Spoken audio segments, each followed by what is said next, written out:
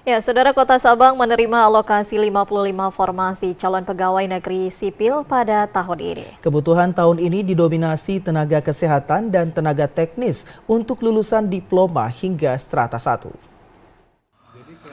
Pendaftaran calon pegawai negeri sipil Kota Sabang mulai dibuka serentak pada tanggal 20 Agustus hingga 6 September 2024.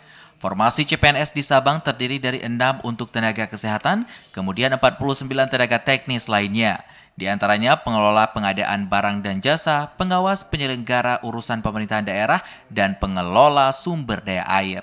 Kepala Badan Kepegawaian dan Sumber Daya Manusia BKPSDM Kota Sabang, Faisal menyebutkan, untuk tahun ini Sabang hanya menerima lulusan diploma hingga strata 1 saja.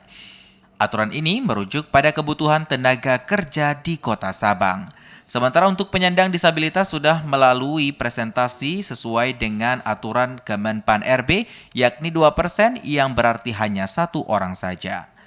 Jadi kalau sistem penempatan seperti di awal yang sudah disampaikan di laman atau di portal itu sudah ada tujuan dari calon peserta seleksi tersebut.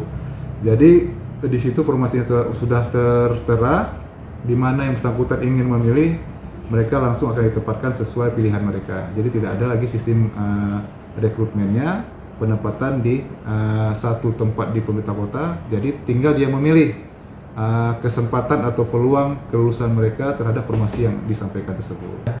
Bagi pendaftar dapat mengunjungi portal sscasn.bkn.go.id yang sekaligus dapat meminimalisir praktek calo CPNS. Para pelamar harus mengikuti 29 tahapan termasuk ujian lewat komputer.